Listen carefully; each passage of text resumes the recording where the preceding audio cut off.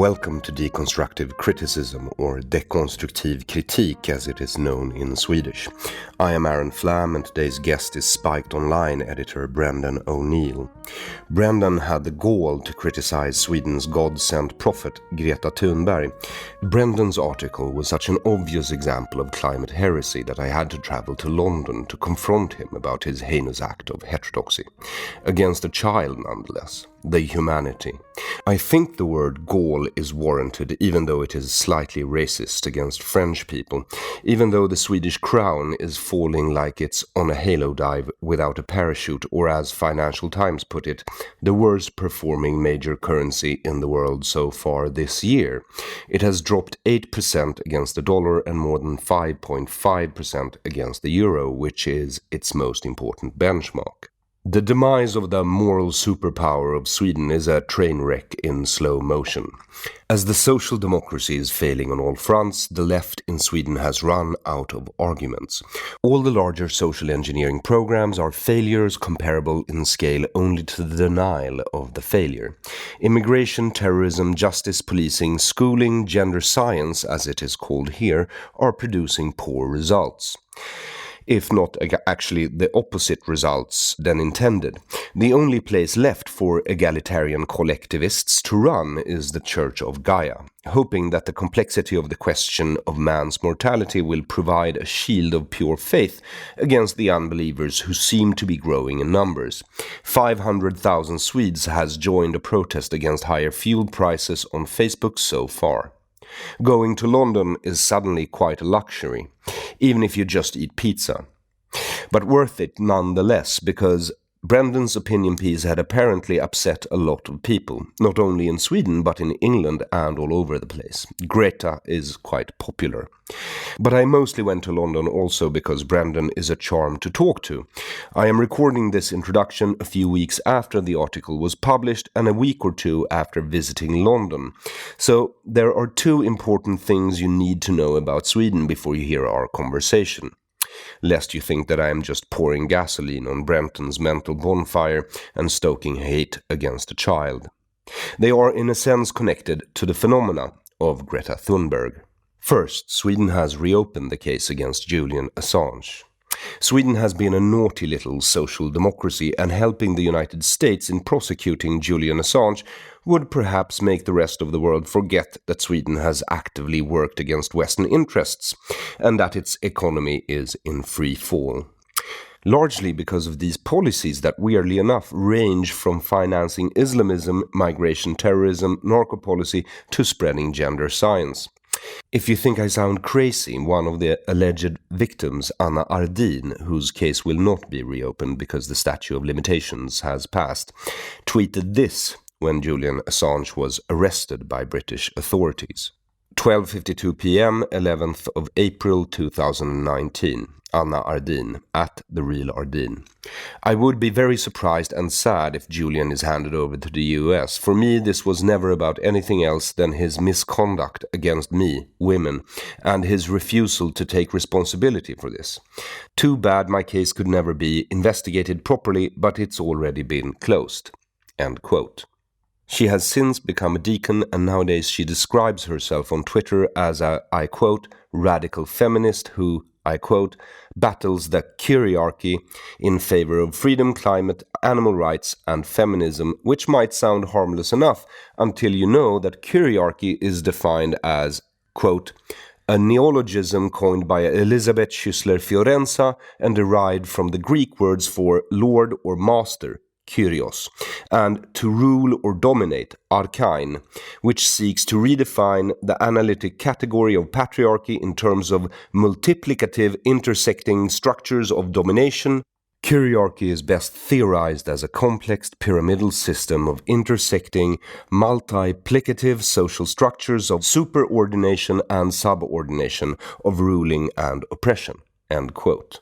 Basically, it's an ideology that turns your reality into Handmaid's Tale with handmaidens and commanders.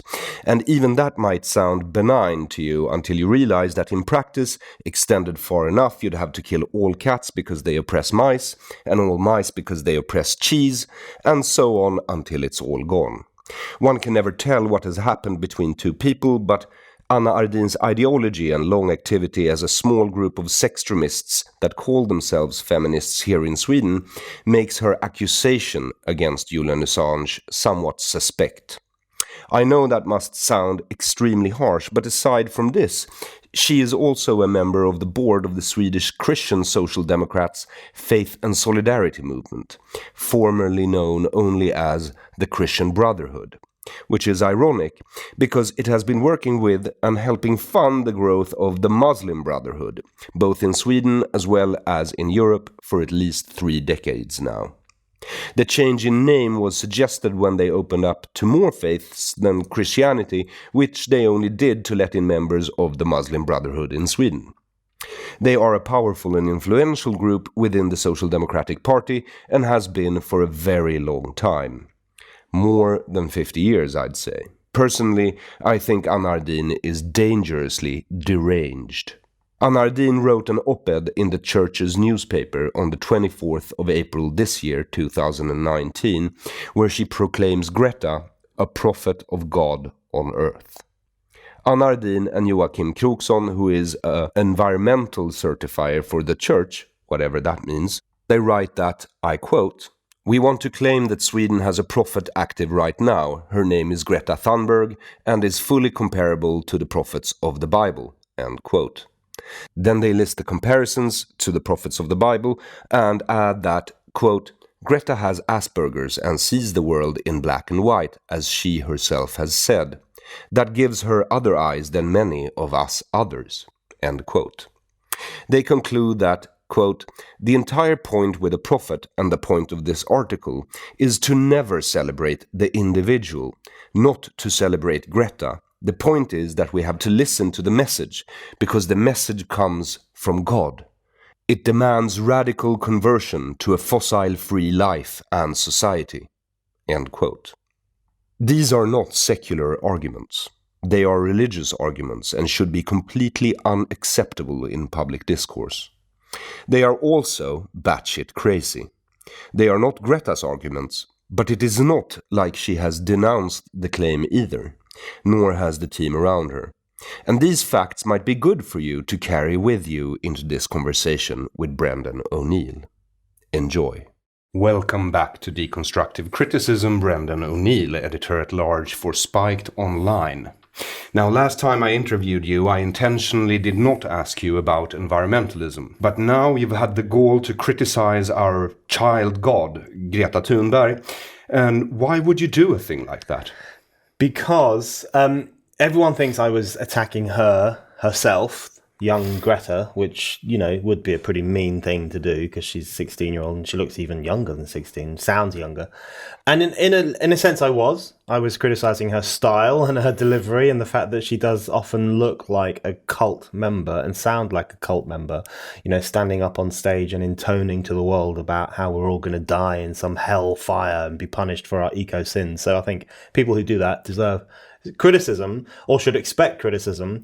But the main people I'm worried about are the people who are exploiting her, the people who are using her to front their miserablest eco-friendly campaigns, who are very cynically pushing her as the kind of messiah of environmentalism, the kind of the god child off the eco view of life.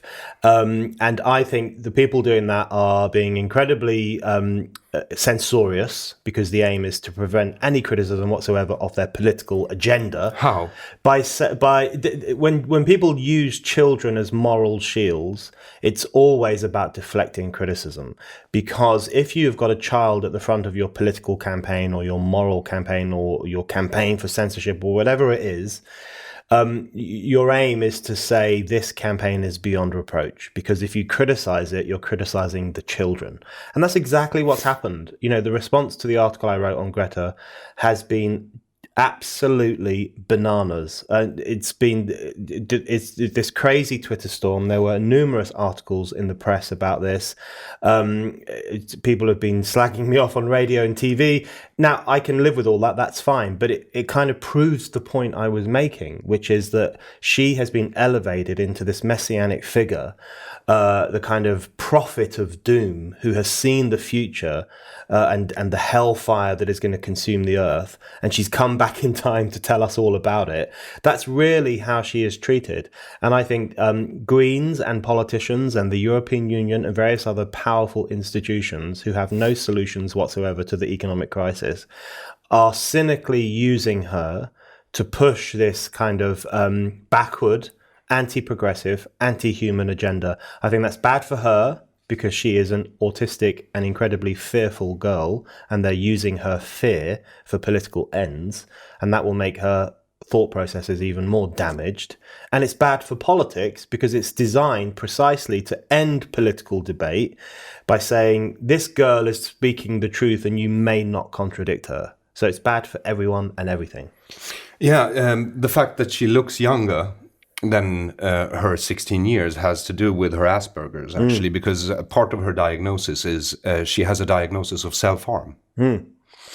Yes, well, this is one of the problems. You know, she is, according to her family's own account, she's a self-harmer, right? This is, I would argue, and I know I'm not very good at politically correct language, I do try sometimes, I would argue that she's a mentally fragile young person. She's a mentally unstable young person. That is what her own family's account suggests. That is what her own account suggests. She is, she has a mental condition, Asperger's syndrome.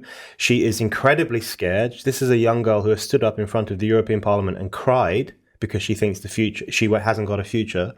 She talks about the house being on fire. She means the planet being on fire. She says people of her generation might not live very long. She is consumed by fear. And that raises so many questions for me. Firstly, it makes me think, what the hell are they teaching children at schools these days? It's like fire and brimstone stuff. It's even worse than what we got. I went to a Catholic school, and, you know, Catholics really do believe that the end of the world will come and we will be judged for our sins. But even we didn't get taught anything as hysterical as that. So I'm really worried about what's being taught to kids in Europe in schools about climate change. It seems to me that they're being taught a very fearful, anti-human, misanthropic view of the future as this incredibly doom-laden sphere, and we're all going to die. So that's the first question. And the second question it raises for me is, why on earth are adults, supposedly responsible political adults, looking at this girl and seeing an opportunity rather than seeing a young person who needs probably a bit of help and a bit of comfort and to have a normal life so that she can get over this panic and fear that she has. But instead of treating her like a young person who needs guidance and assistance, they've seen her as an opportunity. They've seen her as someone they can exploit. For what? To re-energize the environmentalist argument, which had been slipping off the agenda. Over the past 2 or 3 years, the whole climate change panic had slipped off the agenda because we've had the populist revolt, we had the Trump phenomenon, we had Brexit, we've had various revolts across Europe where people are voting for parties they're not supposed to vote for. And all of this has led to, I would argue, the re-energizing of politics to a certain extent, where questions of democracy and power and sovereignty and all these things have come back into play. As a consequence of that, all the stuff that we had been told to panic about for years, like climate change, slipped off the agenda. And the kind of upper middle classes who are obsessed with climate change and obsessed with the idea that the planet is disgusting and industry is disgusting and people are too fat and people are driving too much, that section of society was so aggrieved at the fact that climate change had been shunted down the list of concerns. And so they're coming back now with a vengeance. That's why we also have this movement called Extinction Rebellion, which is a bunch of very bourgeois, people from well-off backgrounds who are going through the streets and saying people have got to stop flying and stop driving to the supermarket and stop having a nice life and instead just live in a cold, small house and never eat meat. Yeah, that's what Greta is saying. That's what Greta is saying. That's her argument. She begins every speech by saying, I want you to panic. Yes. I want you to feel the same panic that I feel every day. In which, of course, she's absolutely right. Not the least because she's a hero and a media icon in my country. But you didn't exactly formulate yourself like that in the article you wrote about her. I think you said, one can imagine her in a sparse wooden church in the Plymouth colony in the 1600s warning parishioners of the hellfire that will rain upon them if they fail to give up their wishes. Yes. Is that a very productive way to No. formulate yourself? Because I tried to formulate myself similarly. I said, there's smoke from the volcano, quick sacrifice a virgin. No, it's not a productive way to formulate yourself, but sometimes people are productive and sometimes they're not productive. But the point I was making, which everyone missed, whether willfully or not willfully, the point I was making is not that she appears like a cult member and sounds like a cult member because she has Asperger's. I'm saying she appears like this because she has been brainwashed by an education system and a political class which has trained the next generation to live in fear. That's why I think she appears the way she does. It seems like no one got to the end of the article. It's not even a very long article, but at the end of the article, I talk about the fact that she has Asperger's and I talk about the fact that she's fearful. And I say the real problem here are the adults who are exploiting this poor young woman. That's how I refer to her. So one of the points I do make in that piece at the very start of this whole ridiculous controversy is that the real issue is the exploitation of her. And my point about, she looked like she could have been in the Plymouth colony and she looked like she could have been one of those young girls who was kind of, pointing out witches and whatever, was not to say she's autistic, therefore that's why she's like this. It was exactly to say it's because environmentalism has become a cult. The opening line in the piece is, if you doubt that environmentalism has become a cult, just look at Greta Thunberg. So from the very get-go, my criticism is of environmentalism, not people with Asperger's. So that's the point I'm making, and I would stick by that point forever. Environmentalism, the politics of environmentalism, has become a cult. It's got all the qualities of it. It's got this incredibly strong belief system, which if you dissent from it, you're in serious trouble and you'll be called a denier, in the exact same way that people who were dragged before the Inquisition were seen to be deniers of the truth of God.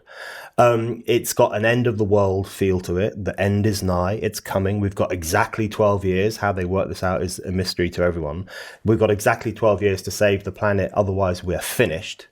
And it's got the repentance element to it, where you're supposed to walk through the streets and repent for the fact that you have ever flown, repent for the fact that you ever... Don't tell me you're one of those who don't feel flight shame. No, I never feel flight shame. I feel flight pride.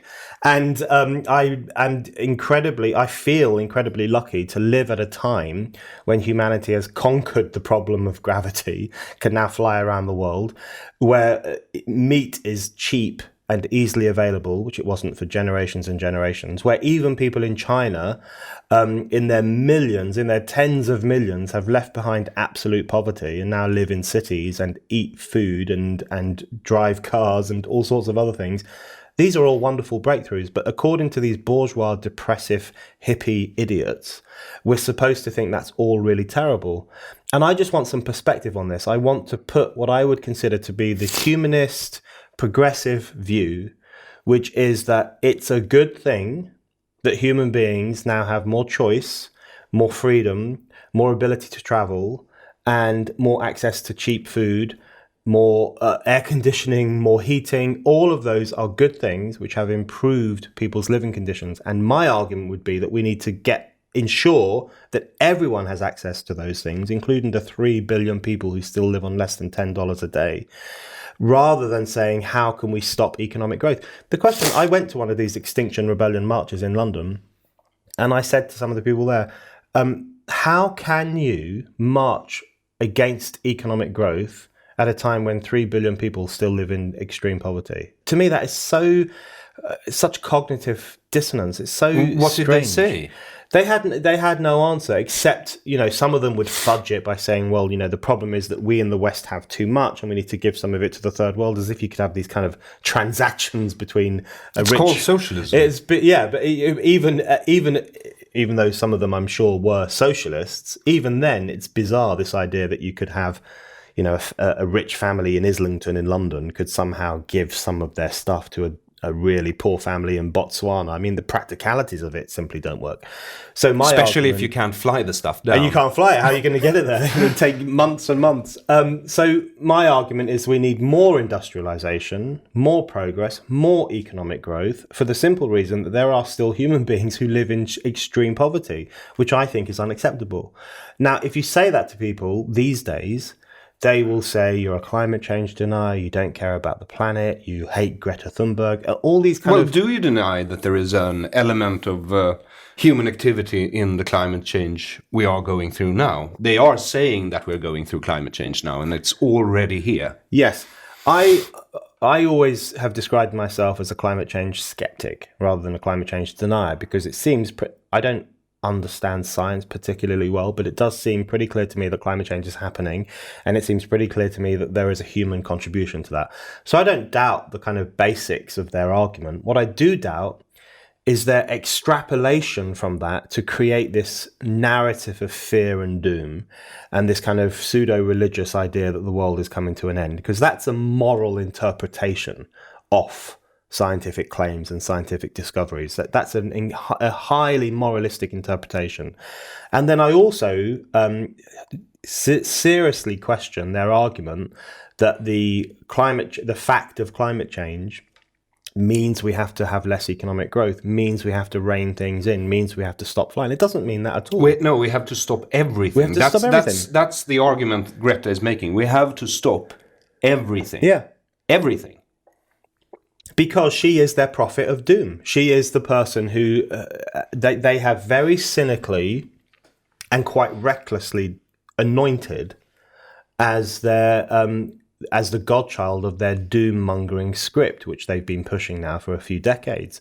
And to them, she is the perfect articulation of their culture of fear. Do you know anything about her family? A little bit. I've read some of the coverage. Some of the coverage that's been in Sweden has since made its way into... Her mother is a great artist. She's a soprano or something, opera singer. And but she's also completely fucking insane.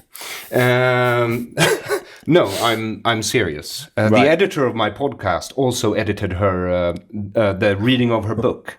Right. So, and she reads her book in a very soprano voice, right. and where she talks about this. And I mean, looking at Greta and the self-harm, it's not very far from stigmata.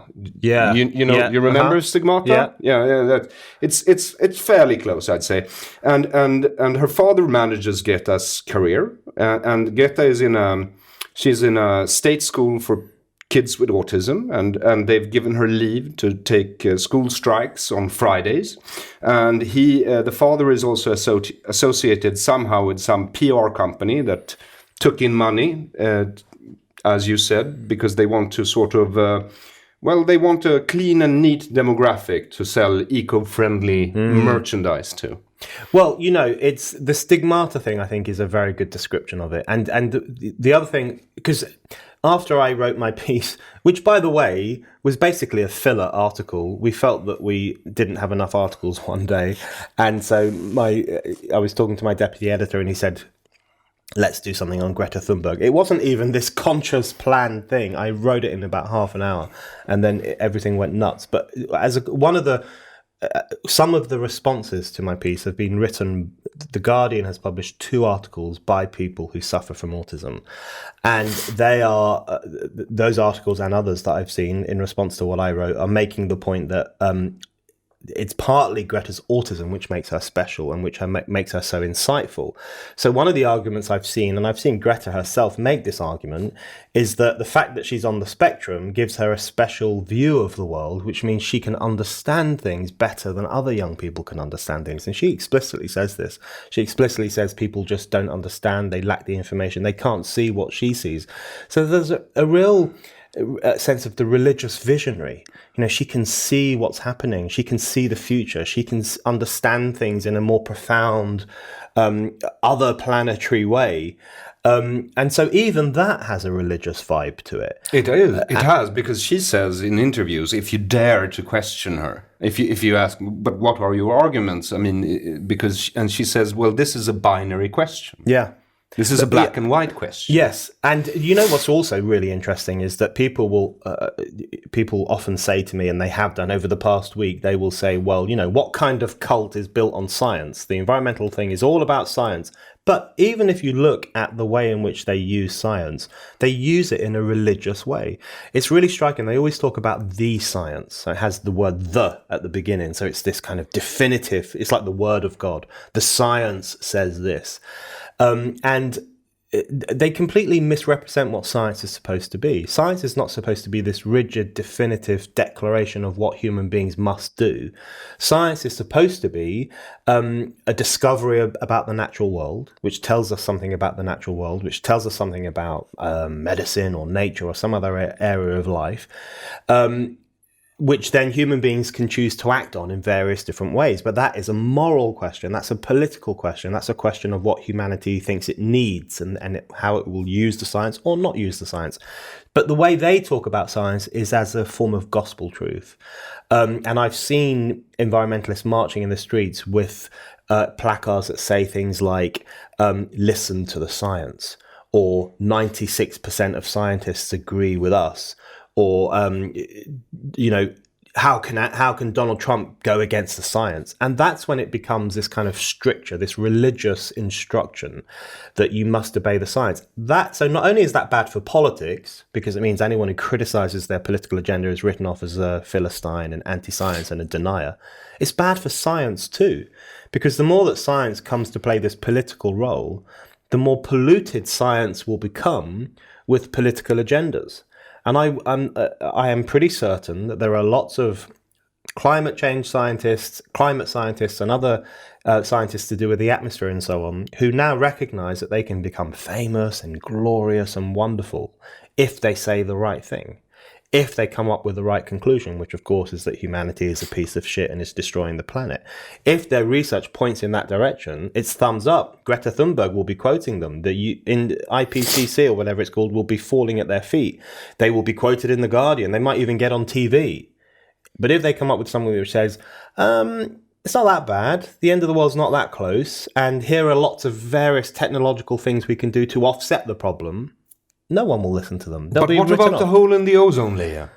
Well, you know, this is the other thing that always makes me laugh. There are so many. The doom, the end of the world idea has changed so many times. Do you remember acid rain? Oh yes. They used to all be about acid rain. I remember when I was very young. Maybe it was my brother's generation, but when I was back then, kids were fearful that suddenly it would rain and their skin would fall off like something from Indiana Jones. There was this real fear that this hot rain would come down.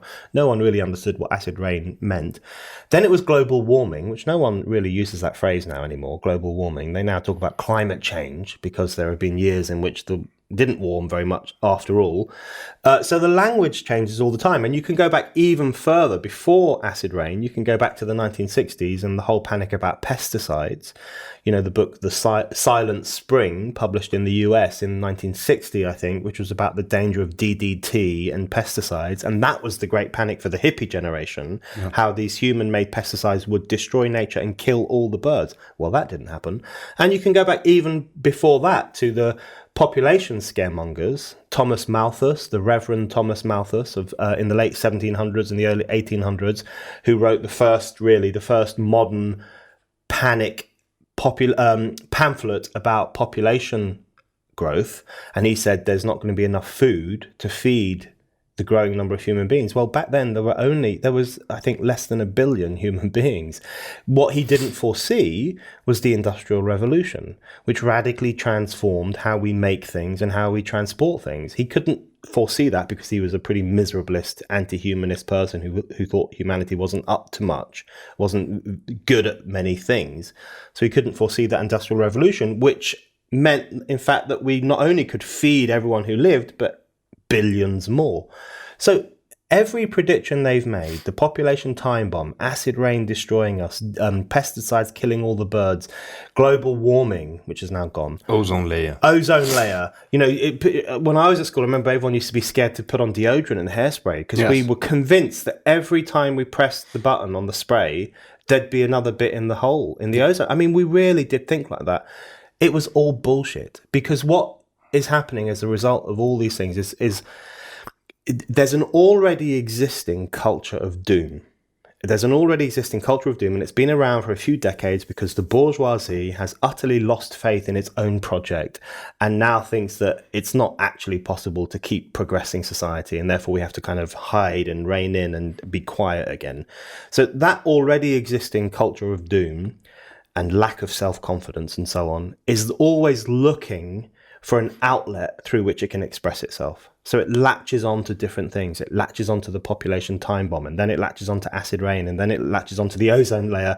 Now it's latched onto climate change, and now it's latched onto Greta Thunberg and her predictions of doom and hellfire and so on. So the issue is not with Greta. The issue is with this culture of panic and fear and anti-humanism, which has been around for a pretty long time, which just manifests itself in different ways. So it's a form of collective manifestation of fear of death. It's a collective manifestation of the fear of human progress, which they think will lead to death. They think we will experience the heat death of the planet because of if there is too much human progress. So it's... I think it's I get a lot of flack, and a lot of climate change skeptics get a lot of flack, but I think we should refuse to be defensive, and we should simply say, listen to us. Human beings live in grinding poverty. Right now, there are human beings who live in grinding poverty. I mean, the kind of poverty where they have to have 10 children because they know 6 of them will die before the age of 5. That kind of poverty. In a world where that is still happening, I find it simply mind-boggling that people can march through the streets saying we have to stop economic growth, we have to stop progress, we have to have sustainable development in Africa because real development would destroy the planet. I think we need to turn it back on them and say, listen, the destructive people, the horrible people, the wicked people is not us. It's the Chinese. In their view, it's also the Chinese. Yeah, it's you, right? It's you people who are on the streets, perfectly oblivious or uncaring about the fact that our fellow human beings are still struggling to make ends meet in a really profound way, and you're on the streets with your iPhones from your generations of wealth, because a lot of them are quite wealthy, calling for an end to economic growth. I mean, that is obscene. They are the ones who are being obscene, not us. I would say so. And I brought up the Chinese just because in Sweden, basically, there are 2 sides to the climate debate. There are 9,999,999 people on Greta's side, and then there's one guy saying, no, the Chinese are the problem. But there's some of that here too, in fact. And because they use too much coal. I'm very pro-Chinese growth, and I have been for a long time. I don't understand why, but shall I explain to you? Yes. I'll try. You see them as humans? Of course. Right. And you want them to have stuff. I want them to have stuff. Can you believe it? And I want them to be economically equal to us, and they're getting there bit by bit. But the way I see China, I've been to China 3 times. It is as environmentalists describe it. Like I've been to Beijing, and I thought it was everyone there has acne. Right, I've been there too. Yeah, it's also before I went, I was reading all these articles in the Guardian and elsewhere saying there is so much pollution in Beijing that they have this thing called grey days, where there's just this fog of pollution descends and you can't see anything. And I thought that's an exaggeration, but it's not. Those days actually exist. And while I was there, one happened where the entire city was covered in this grey fog, and it wasn't natural fog. So that stuff is all true. And it's true that the Yangtze River is full of crap. And it's true that the Yangtze River dolphin has become extinct, although I think they found one recently, because of pollution. It's all true, right? The issue is this. I think China at the moment is similar to what Britain was like in the mid-1800s, in the sense that it's going through an industrial revolution, or it's going through various economic revolutions, which are by necessity difficult and ugly and confusing and damaging in some ways. But you have to go through that process in order to come out the other end as a developed nation, as a wealthy nation, because what can a wealthy nation do? A wealthy nation can devote more resources to cleaning up the environment. So it's exactly what the situation in Britain is like. Our industrial revolution was filthy and horrible, and kids were falling down chimneys, and people were dying in coal mines, and the whole, all these new cities that became huge cities as a consequence of the industrial revolution, London and Manchester and Sheffield and Glasgow, Liverpool, they became these machine-like cities pumping black smoke every minute of the day. That will not have been a very nice place to live for about 10, 20, 30, 40 years. But it was necessary to go through that process in order to arrive where we're at now. It's an environmentally clean country, and it's a very comfortable country, and there's very little poverty. China needs to go through that too. I think a lot of the Westerners, whether it's Swedes or Brits or whoever it is, who are, finger wagging at China for daring to do what we have already done, that's a shocking double standard. I do think there's sometimes an element of racism to it, but there's certainly a process where we're kind of raising the drawbridge. We've got all this nice stuff. We don't want you to have it, so we're going to raise the drawbridge and leave you out there. They do that even more so with Africa. These environmentalists don't give a damn about Africa. They don't give a damn about Africa, except they might kind of contribute to a charity which will give a goat to an African family. But don't you think they have this romantic notion about returning to nature because they feel so alienated from it? And my view is that, I mean, at least Sweden, which is, pretty much untouched by Catholicism. Yeah. And Protestantism was sort of taken from the Germans and they made their completely own thing with it, the Swedes. So when you look at Swedes, it's more like they're egalitarian collectivists. Which means they don't see themselves as separate from nature. They see themselves as a part of nature. Yes. And every time you chop down a tree or burn some wood, you're desecrating a holy thing, Mother Earth, Gaia, basically. Yeah. You understand? I do understand. And I do think a lot of environmentalism is driven by a romantic view of nature, a desire to return to nature, but without any understanding of what that really means. Now, what they think it means is that you'll live on this really green piece of land, and there'll be like some wolves running by at night, and you'll have, you'll cook some food over a little fire and it'll be lovely. No.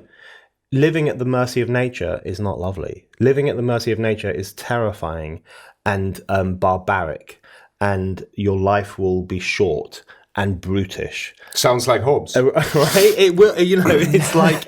well, nature has been trying to kill us since day one. Yeah, nature... The whole point of nature is to kill human beings.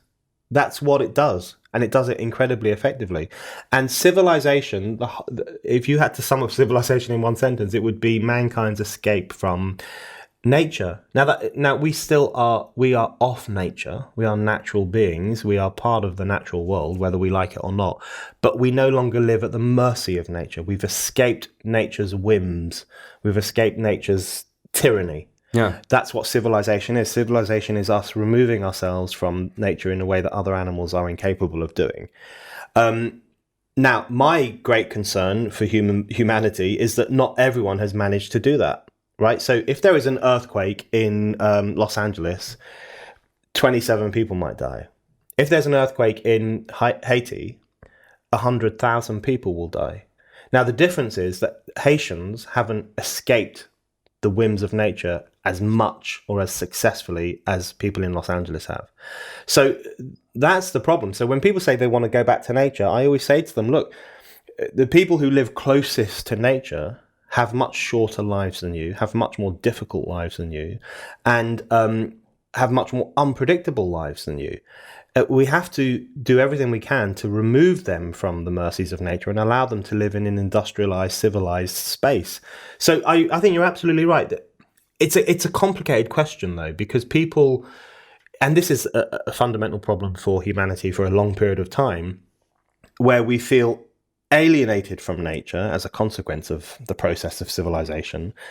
And we want to go back to nature in an incredibly romanticized, infantile way that's not reasonable or really achievable.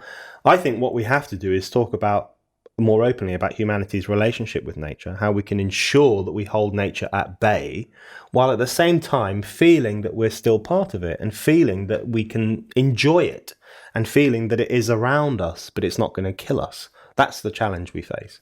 Well, I think individualists, which I count you as one, they view nature quite differently. I mean, if an individualist encounter a mountain, he wants to climb the mountain. He wants to, you understand, dominate the mountain. Yeah. Now, if a bunch of collectivists encounter a mountain, they will set camp at the foot of the mountain and start worshipping it. These are two different views of nature. Yes, one of the great instincts of humanity over the past, in modern times, has been a desire to conquer nature. Yeah. So, at least Western. Yeah.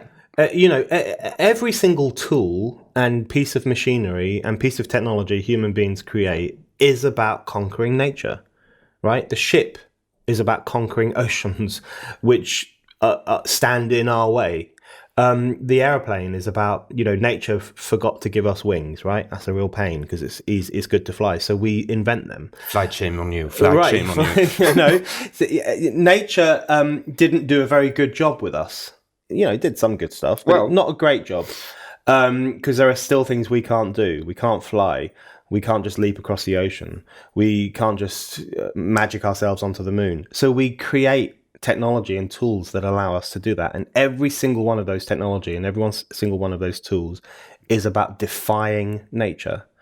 And that defiance of nature, that willful, arrogant, humanistic desire to defy nature and to escape the limitations of nature was a really positive driving force of civilization. And it's also much more of a rebellion than Greta's rebellion. That's such an important point. It is so much more of a rebellion. And I would argue that, there are currently African campaigners who want to use pesticides and genetic modification in their crops and so on. And they are horrified that there are so many influential, posh, well-off Westerners who are anti-GM and will refuse to sell GM crops from Africa in Europe, which then completely fucks over those African farmers.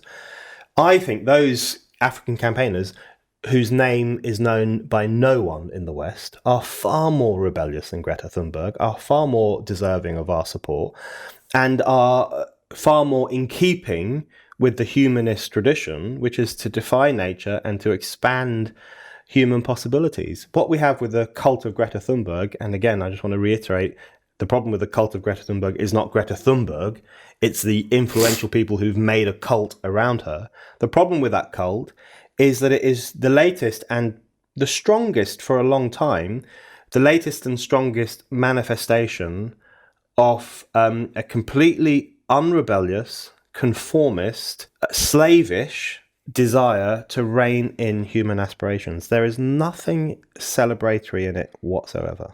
I think that's quite a good tip to kids out there, that if your parents, the state, all media and the Pope support your rebellion, it's probably not a rebellion. That's a really good way to measure things. If you're getting supportive editorials in the Guardian newspaper, or if, every politician in Parliament is cheering you as you give them a speech telling them off, which is what happened to Greta. If you're invited to the European Can you Parliament, tell me just what was it like for you Brits to see Greta Thunberg come up? Because I get Swedish state news, so we don't exactly get the full story. I think it was interesting when she came to Britain, because I think it was the first time probably that the Greta train was derailed, which makes me quite proud of Britain, because there's always been a cynical streak or a skeptical streak. We didn't see any derailing. She was applauded by everyone. She was, by the political class, but there were a few media voices and a few media consumers, and I know this because I did a lot of discussions and I got a lot of emails, people who were just rolling their eyes. It was basically a collective rolling of eyes. So you had the political class who kind of greeted her and said she was this godchild and we must never defy her or dissent from her opinion, and she she's wonderful. And it was so embarrassing to watch this. I mean, there are photographs of her at Parliament, and there are politicians around her, and they are wide-eyed. It's like they've had a vision of the Virgin Mary. I mean, their eyes are wide open, their mouths have dropped. It's spooky and creepy. So you had that, and I'm sure Swedish TV and lots of other European TV networks showed all of that stuff. But you also had a few media voices and a lot of phone-ins on radio shows and people saying, what the hell is going on? So I think it's probably... And then Greta apparently did a Facebook post saying, you know, I'm disappointed by some of the comments that were made, whatever, presumably meaning columns written by certain people. But I think actually when she came to Britain, it was probably the first time. She hasn't been famous for that long. But, you know, she's been fawned over by the Nobel Prize, people who have nominated her, by Obama, European Parliament. Then she comes to Britain, and the Nobel Peace Prize is it's the Norwegians they give out the Nobel Peace Prize, which they got from Sweden when they were still subject to our rule. So the Nobel Peace Prize, I believe, I haven't got this on paper or anything, but I think that the Norwegians just piss that prize away every year to piss us off. I would not be surprised. It does look increasingly like that. But I think they failed this year because Swedes in general seem to like Greta quite a lot. But I think, yes. And isn't this a problem of the left? Environmentalism, you don't see it as much on the right.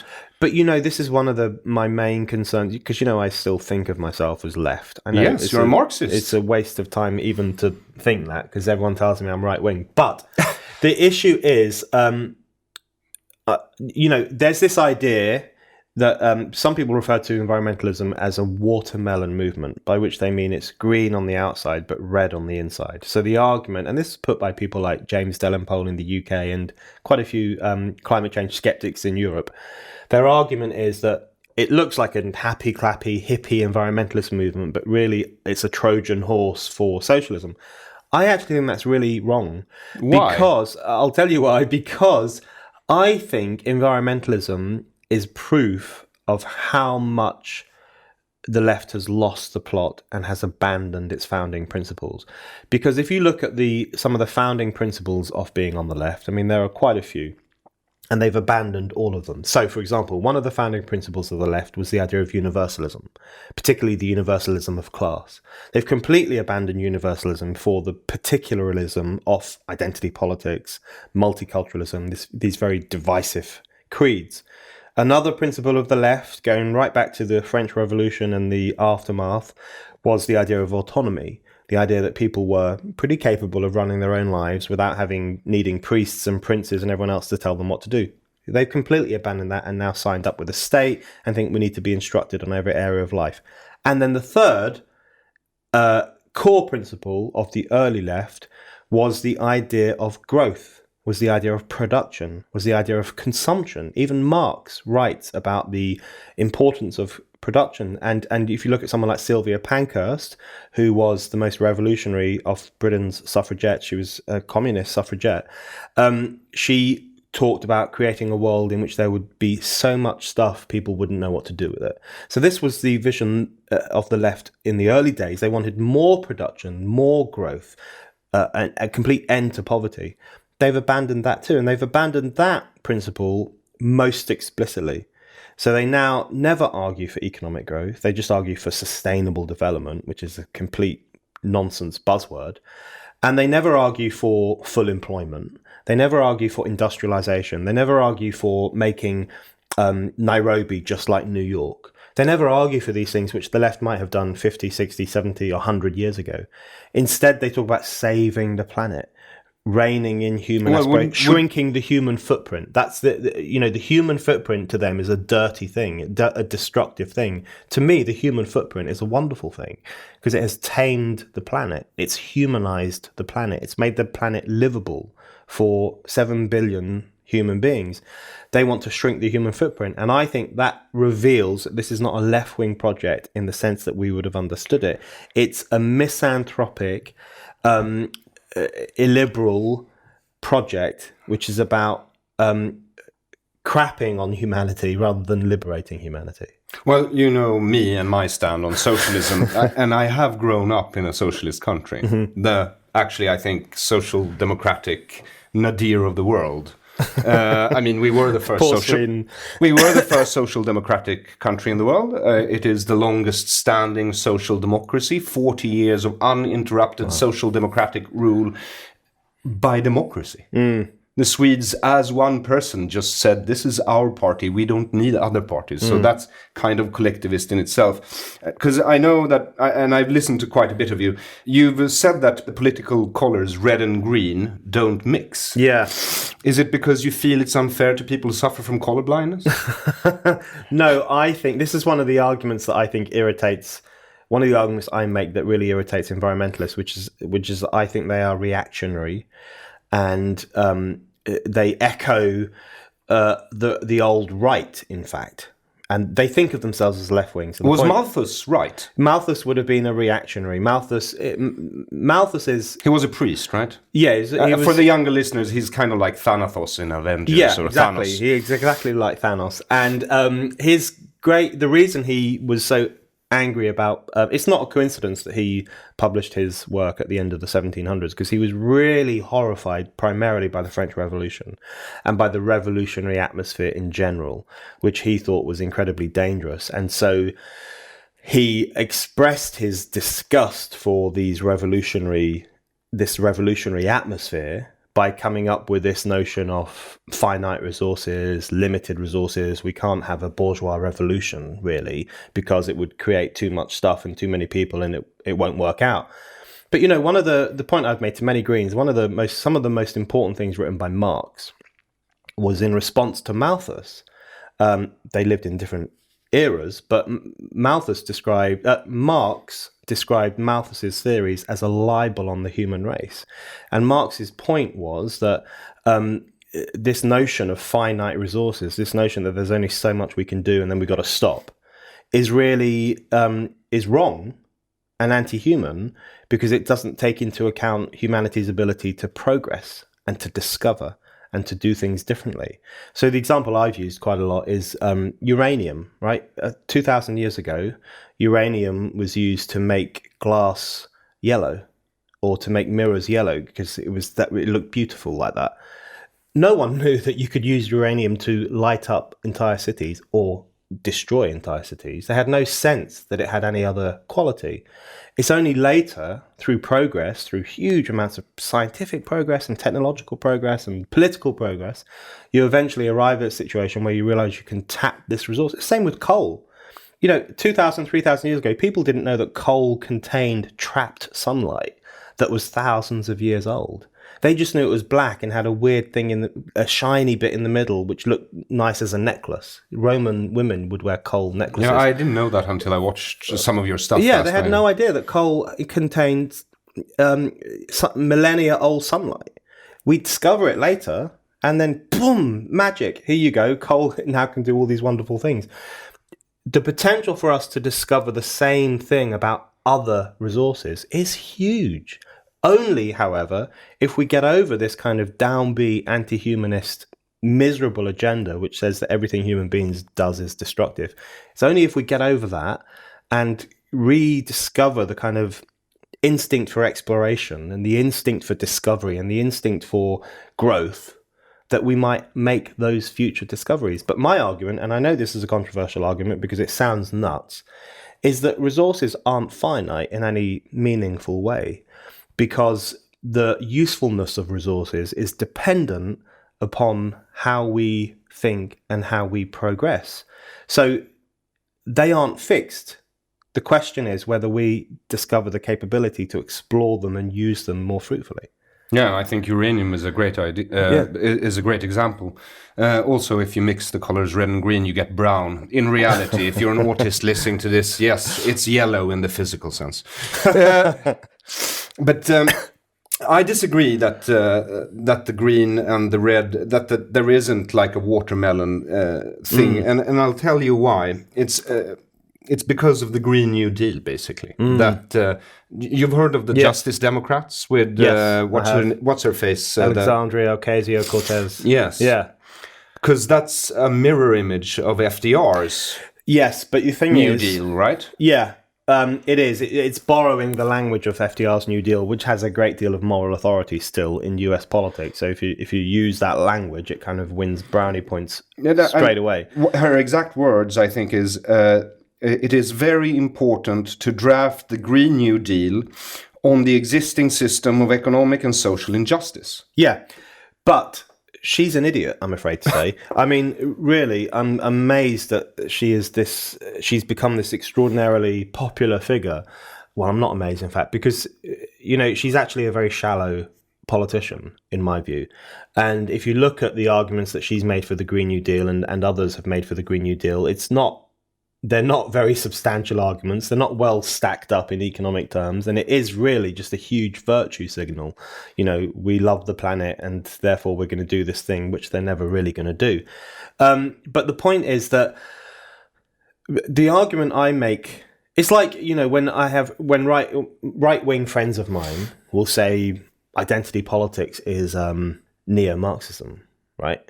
A lot of people say that. Jordan Peterson and those kind of people say that. And I always say to them, look, if it's Marxism you're worried about, you should actually be really happy about identity politics, because identity politics is proof that the old Marxist ideas of class and power and revolution have completely been done away with and been replaced by this kind of navel-gazing, divisive, separatist obsession with personal identity. So you should be happy, even though I think identity politics is absolutely terrible. And I say the same thing about environmentalism. I think environmentalism is terrible and a very destructive political creed. But what I want to say to right-wingers, if you're worried about Marxism, you should be pretty happy about environmentalism, because it's proof that the old Marxist idea of having a revolution in order to seize control of the means of production and expand production for the good of humanity, all those kind of arguments that used to be, which, by the way, I think are now pretty old, knackered, irrelevant ideas. They are, because we have 3D printers. Right, exactly. But it proves that that's gone. That has completely gone. Because if you look at what environmentalists are saying, some of them are all of them are pro-state. They want state controls on if you look at Extinction Rebellion, they even want laws about how many times a year people can fly. They want laws that will raise the price of meat so that people buy it less, which basically means pricing poor people out of eating meat. So we'll go back to the old days when poor people just ate potatoes. In Sweden, McDonald's have started phasing out meat. They are going to start with falafel now. No, I'm serious. That's serious. Terrifying. That's a really terrifying prospect. Because if I want falafel, I go to a falafel place. You don't go to McDonald's, that's for sure. But so they are very pro-state. So I think when I say they're not socialists, or really they're not lefties in any meaningful sense, people think I'm defending them, but I'm not. They are pro-state, they're pro-social control. They want to use the power of the state to control how people behave, and that is really, really outrageous and illiberal and anti-human, and it will hurt poor people more than anyone else. The argument I'm making is that is not what being left-wing used to mean. And I will tell you that it might at least be what Swedish social democracy is and has always been, because in this country now, Labour is run by a sort of a faction called Momentum. Yes. John Lansman's little... And you do know that the Justice Democrats are pretty much... It's the same playbook. They're pretty similar, yeah. Yeah, and in Sweden we have Reformisterna, which within the Social Democratic Party. Right. They have the same playbook. They're all anti-Semitic, pro-Hamas, pro-Green New Deal. The Green New Deal of the Justice Democrats in the United States is basically a copy-paste job from Sweden's Social Democratic grön skatteväxling, which means to sort of, they want to redistribute taxes. They want to make meat and gasoline more expensive. Yeah. So I think we pay pretty much £2 per litre of gasoline now.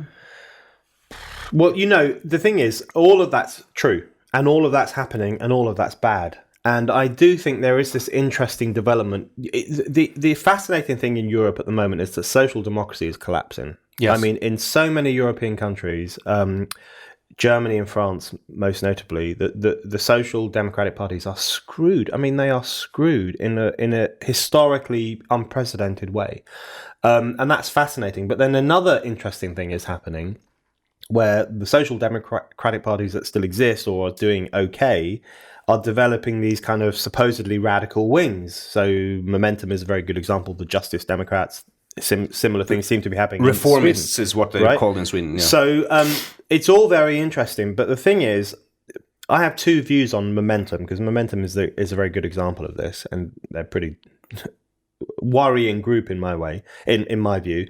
I've got two opinions on them. The first is we shouldn't panic about them. I don't think they are as evil.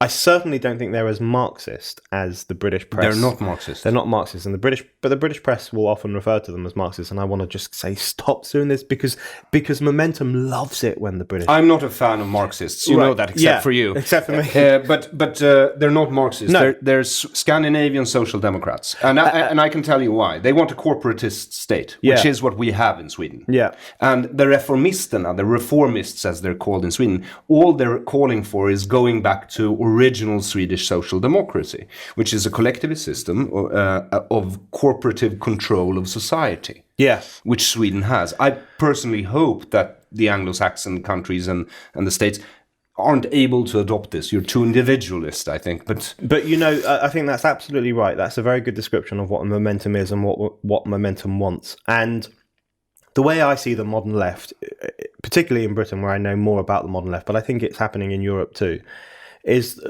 the more that the left becomes alienated from ordinary people, the more it warms to the state, and the more it starts to see the state as the solution to every social problem. And that also, I think, is a fairly new development of the Western left in particular. Of course, under Stalinism, the state was everything. But among Western leftists, there did tend to be a suspicion of the state. And if you go right back to Marxism, I mean, the whole point of Marxism was to destroy the state. Yeah. That's the part of Marx everyone conveniently forgets, especially Momentum types who are in bed with the state. And Momentum gets it. The most fascinating thing about Jeremy Corbyn's Labour Party, which is basically run by Momentum, is that it is more bourgeois and middle class than the Labour Party was under Tony Blair. Now, the reason that's significant is because when Tony Blair took control of the Labour Party in the mid-1990s and then became Prime Minister from 97 to 2010, a huge period of time for a Labour Prime Minister, the big story was that he had made Labour into a middle-class party. And that's true. He won the votes of millions of middle-class people in a way that Labour never had before.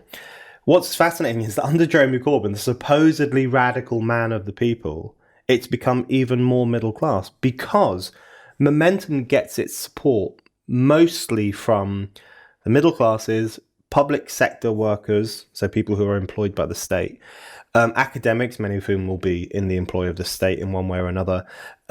It's that kind of, it's a very feudalistic situation where you have all these kind of state employees and people whose job is basically to run other people's lives.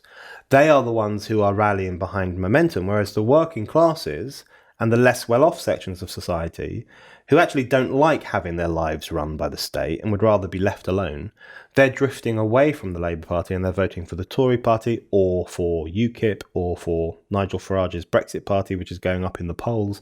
So a fascinating shift is taking place where Momentum and so on is being colonised by the middle classes who are not only pro-state, but who are the state.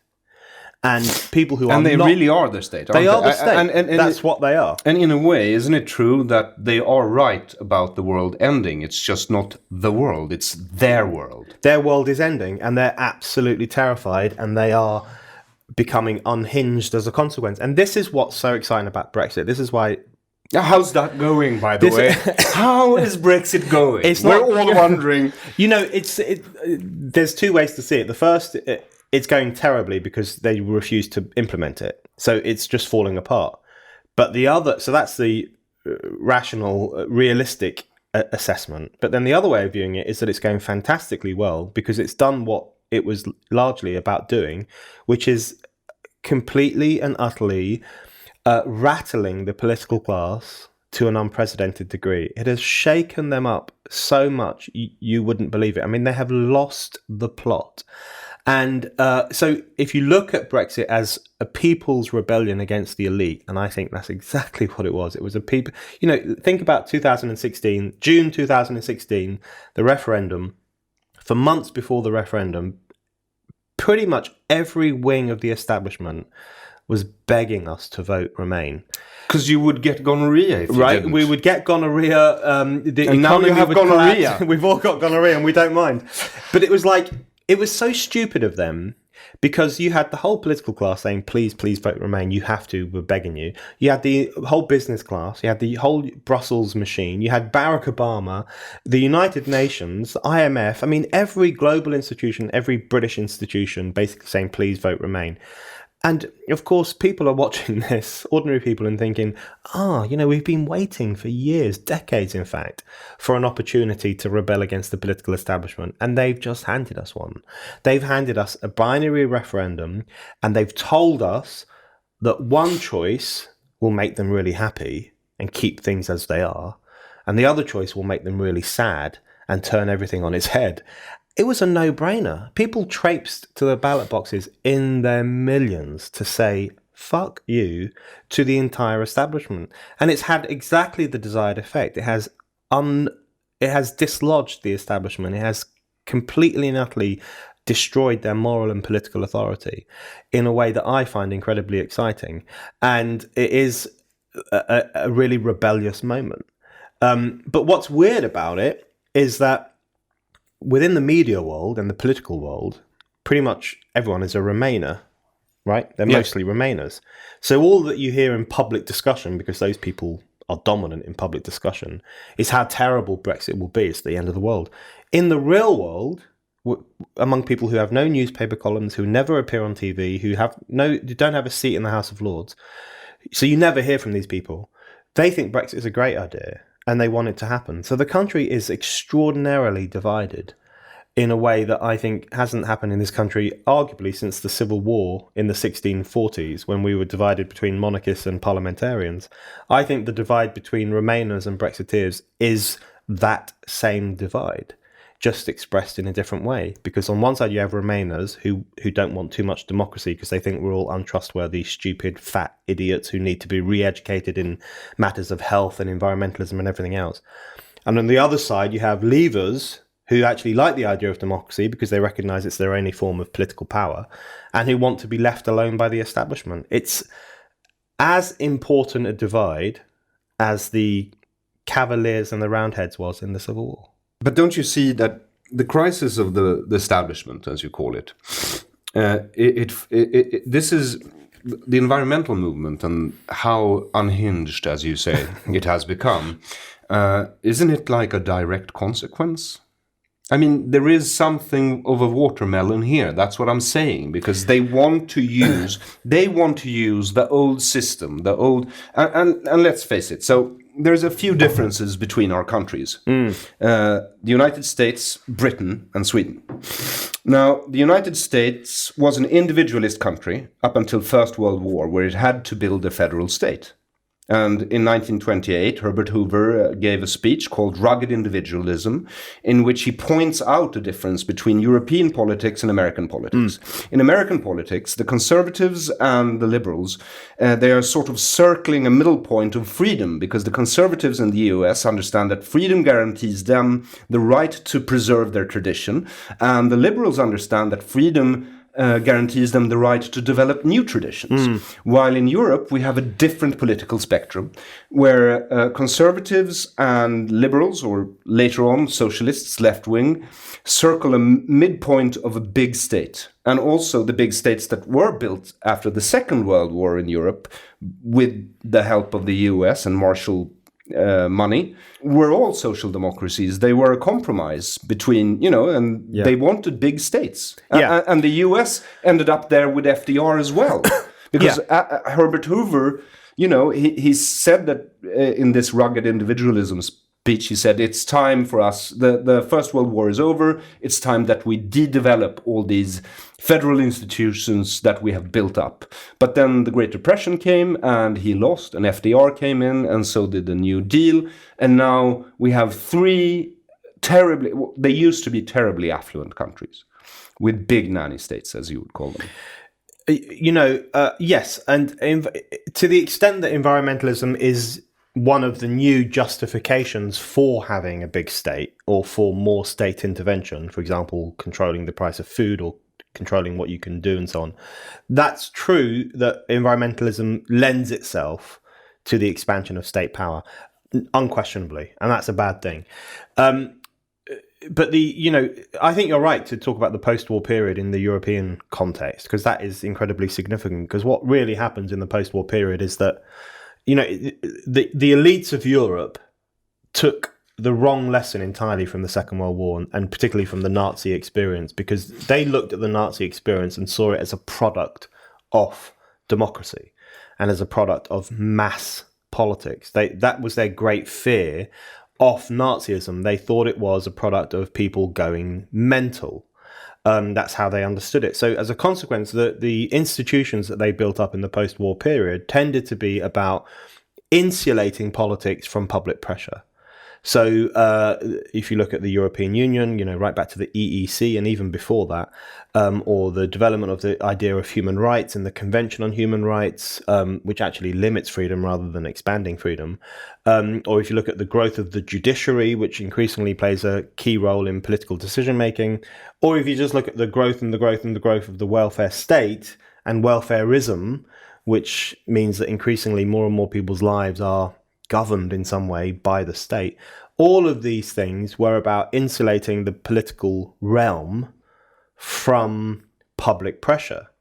So the European Union is the best example. So in the European Union, you have the 27, 28 member states pooling their national sovereignty, outsourcing decision-making to this largely unaccountable group, which is beyond our reach, and saying to them, you should decide on these issues because we don't want people to decide on them.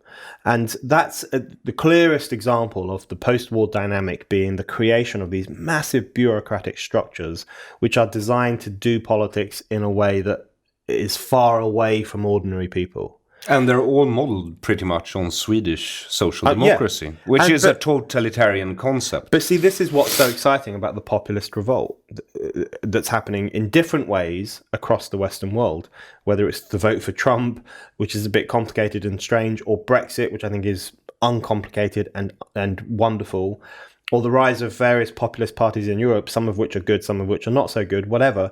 What's interesting about all of this populist stuff is that I do think it represents ordinary people trying to break down that insulation. What's so strange about Trump? He is Brexit.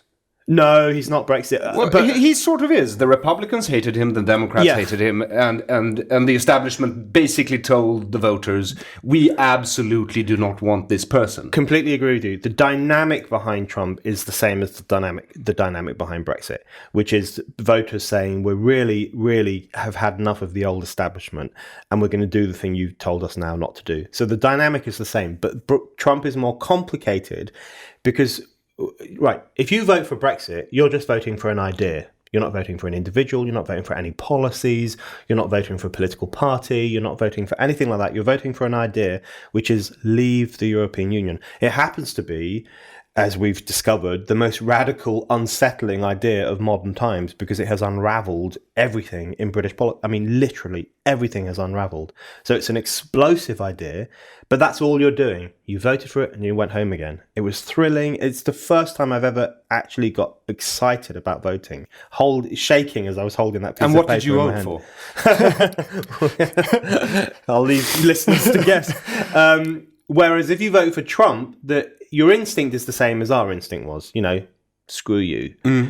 But the complicating factor is you're voting for a man who has various policies and will do various things. And some of them are illiberal things, right? He's not interested in press freedom, for example. His approach to immigration is questionable at times. He is envious, he says, of English libel laws because it means you can shut down journalists who criticize you too much. he's not done the economic things he said he would do. So there's all sorts of issues. Now, I've always said that I'm not so much anti-Trump as anti-Trump, because I think the anti-Trump lobby in the US is worse than the Trump lobby. So that's always been my position. But that doesn't mean I like Trump, because he comes with so much stuff. So that's why he's complicated, whereas Brexit is much cleaner. Brexit is basically lighting a fire under the establishment and going home again. And that, I think, has been far more effective, which is why I've argued many times, and I stick by this, that in the Western world, Brexit is the most important political phenomenon of our times, because it is such a clean break with the old establishment. I mean, they probably won't let it happen, which then in itself will give rise to all sorts of new problems and conflict, potentially. But it's such a clean break with the old establishment, and it's been so inspiring to people around the world. You know, Trump, when he was campaigning, referred to the Brexit states, the states that were more likely to go with him than with Hillary. When I go to Europe, people ask me about Brexit. They want to know, how do we get some Brexit here?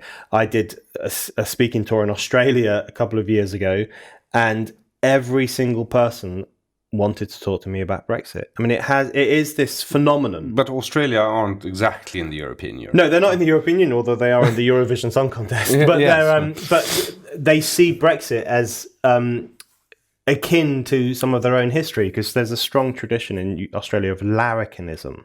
And larrikinism is something you'd like a lot, which is this kind of, they say that it comes from the convict mentality. So Britain ships out all these convicts to Australia, which basically means that the first ordinary communities in Australia are made up of people who are pretty crazy. And their argument is that gives rise to a very rebellious culture.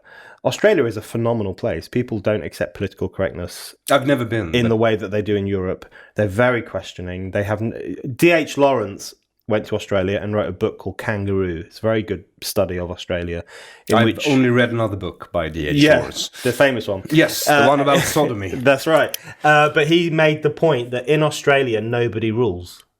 And that's what Australia's always been like. So when I go there and say, the great thing about Brexit is that no one really rules Britain anymore, they're all sitting back saying, yeah, that's like us. So, but the point is, Brexit has had this extraordinary global impact.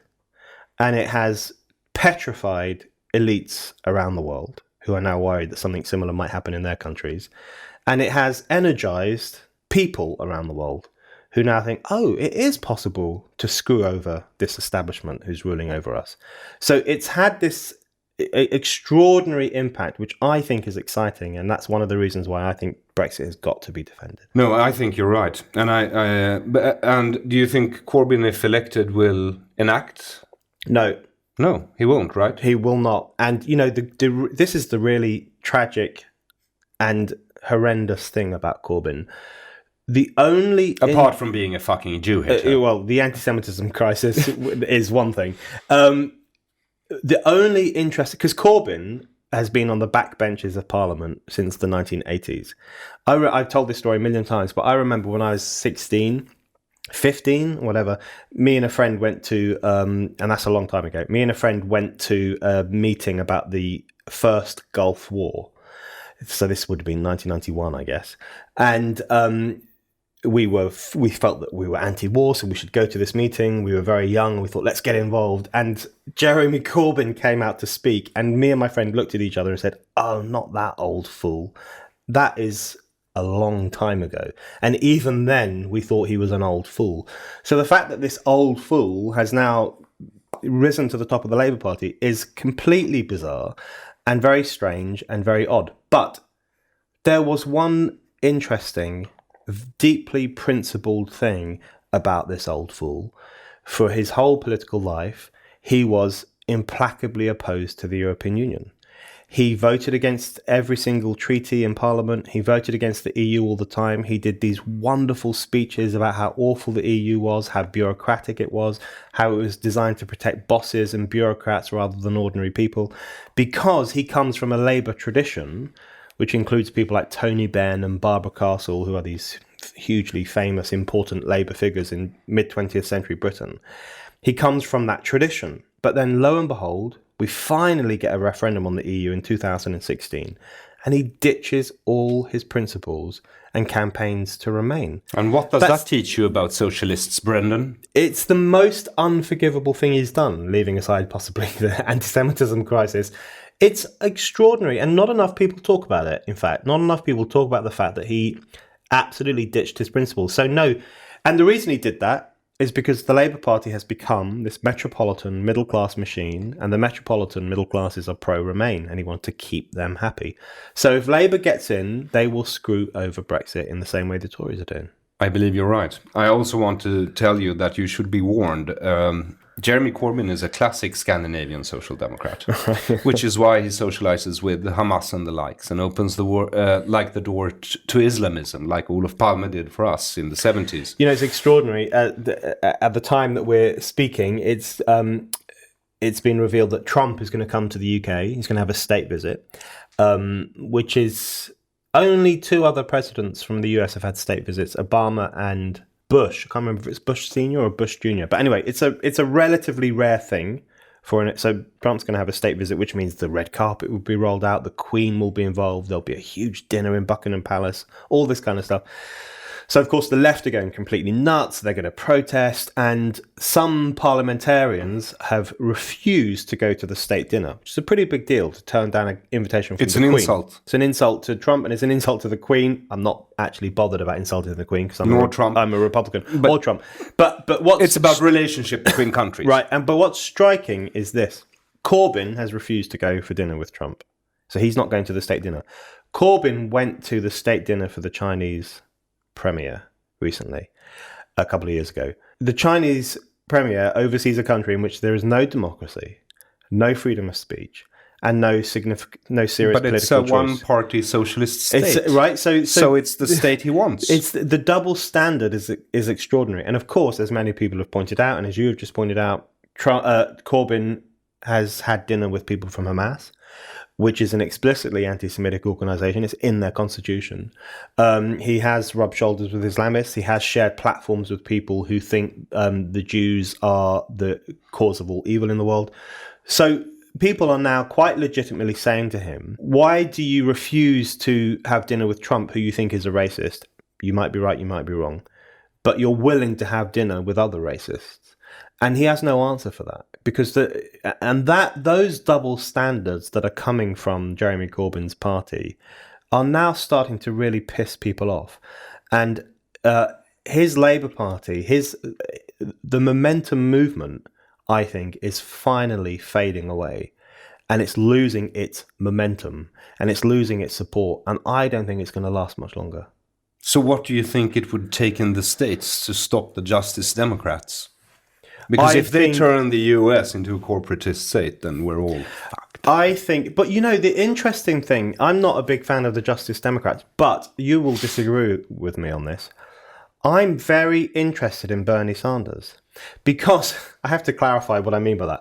I don't like his economic policies. I think they are very narrow-minded. They're very unambitious. And of course, it's largely focused on tax and spend, redistributive justice, as they call it, and so on. And I just think that's very low horizons. So the economic stuff, I'm like, ugh. But what is interesting about Bernie Sanders is that he has some very good liberal instincts. So he's very critical of students who want to ban controversial speakers, for example. He's been very good on defending Second Amendment rights, which really pisses off his left-wing supporters. He's also very critical of identity politics. So in recent weeks, people have said, oh, here we go, Bernie Sanders, another old white man. And he has pushed back and said things like, stop judging people by their race, stop judging people by their sex. And he's even said class is a more important and defining issue than race, which is a really controversial thing to say amongst the identitarian crowd. What I find fascinating about Bernie Sanders is that I think, without even realizing it himself, he is instinctively pushing back against the woke left, the new left, the kind of identitarian left, which is a very divisive. But at the same time, they're rallying around him. They are rallying around him, but it's a very fractious relationship. And so I find him interesting, but I think he's going to fail. Because I think the thing is that he represents the old economic class-based left from the kind of pre-1960s period. I'm not saying he's that old, well, he's quite old, but he represents that old left which was concerned with economic questions, questions of class, questions of living conditions and pay, traditional economic left-wing concerns. His solutions to them are not very good, but that's what he represents. He's up against a new left, which is the post-60s left and the post-1980s left in particular, the kind of millennial left now, which is not interested in the economy at all, no interest in class, and they've never met a working class person in their lives. They're obsessed with identity issues. They're obsessed with things like trans toilets in schools because they think asking a boy who thinks he's a girl to poop in the boys' toilets is a crime against humanity. They're obsessed with censoring right-wing speakers. They're obsessed with cultural issues over economic issues. Bernie is in this incredibly interesting middle ground where he's representing that old economic left, but his support mainly comes from this new woke post-economic left. So I find him interesting because I think he sums up a serious crisis within left-wing politics more generally. The reason I think he's going to fail is because I think he's giving too much ground to the woke leftists. I think if he were to stand on a populist platform, a populist economic platform, saying some of the things that Trump said about jobs and growth and so on, and if he resisted political correctness, which is incredibly unpopular among ordinary Americans, he would clean up. But I don't think he's brave enough to do that. That's a shame, actually. But no, it's not really. And I'm not a Trump supporter because I'm not American, first of all. But I do see a problem with the Swedish-type socialism spreading. I really do. Because I think a lot of the identitarian things that you're wrestling with in this country, in the US right now, is coming from Sweden. It's coming mainly from, I guess, American intellectuals in the 60s who had certain ideas because they took too much acid and confused it with reality. And I'm not against acid. I'm just against leftist intellectuals who do it. And these ideas got exported to Sweden, which is an extremely conformist country where the state can actually implement any social engineering program it wants, test it, and then export it as a success story because it's a socialist government. So everything it does is a success story. I mean, the 1st of May this year was incredible in Sweden to watch our prime minister, who's head of the Social Democratic Party. They're in power. They're undemocratically, by the way, since the election. They didn't win the election. They're still in power. They've been in power for the most part of 100 years.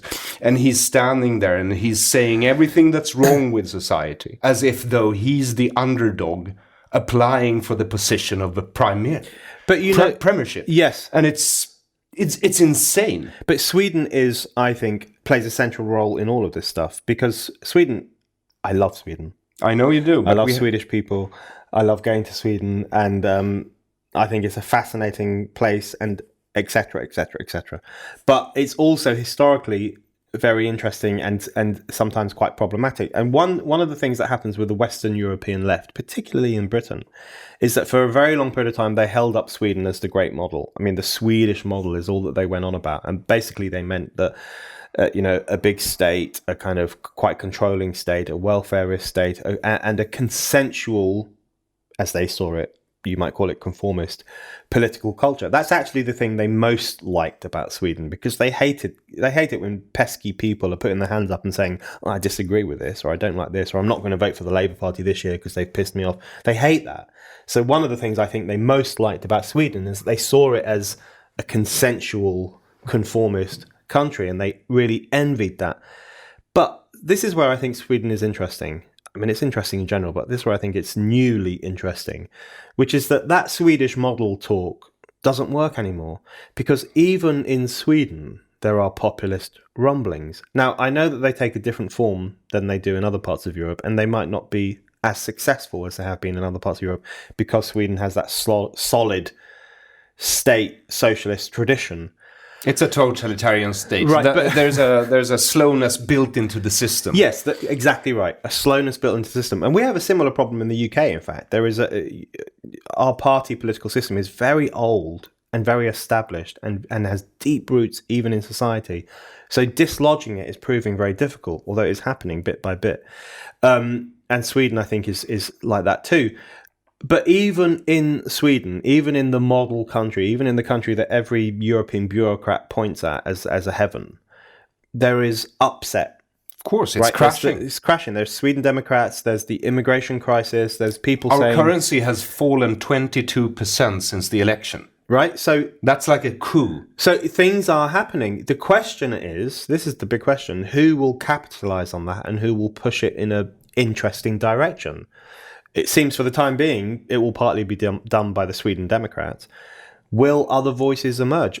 I think one problem in Sweden is that the possibility for a radical voice to emerge or a left-wing voice, and I mean a left-wing voice in the good sense, kind of a left liberal, populist, anti-censorship voice, the potential for that in Sweden is quite limited, I think. Precisely because the left... You're speaking to that voice. Right, it's you. Yes. But because the left became so co-opted into the state structures and became so compromised. They are the state structures. Became so compromised. Whereas the difference with the UK is that a large section of the left got co-opted into the state structures, so that by the time of the 70s and 80s, they were basically running the country via local councils and bureaucracy and everything else.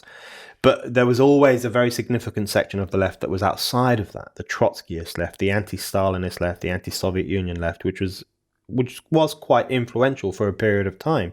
So there's a tradition of a left that's outside of the state and which is tended to be fairly libertarian or fairly questioning or fairly critical.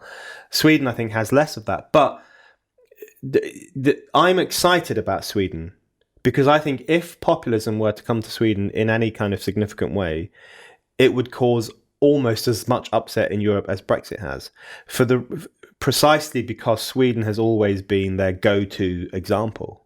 And if that is no longer their go-to example, I know, they're in trouble. Yes. Which is why it's important for people like you to continue stirring it up. I'm doing my best, Brendan. And it's quite lonely, I'll tell you.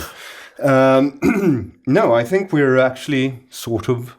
Oh, absolutely. How long was that? 1 hour and 23 minutes. Wow. How do you feel now? I feel great. You do? Do you want to talk more? Or you yeah, think sure. That's good? Because I wanted to ask you 2 more questions. Yes, please do. First, I want to ask you, what drives you? I usually don't ask questions like these, but I'm quite curious by now. That's a good question. What drives me? I think, there's the grand answer and then there's the kind of grubby answer. I'll have both, please. The grubby answer is that I've always just been really anti-bourgeois. I've always really disliked bourgeois people. Like, Pasolini in Italy. His great drive, he really disliked the bourgeoisie. And when you say bourgeois, you say, you mean people who like keeping up appearances? Yes, I mean that kind of upper middle class section of society who often think that they're very radical, but really are quite conformist and mean and very anti-working class, very anti-ordinary people, instinctively anti-democratic, hugely illiberal. They always favour censorship over risky experimental ideas or arguments.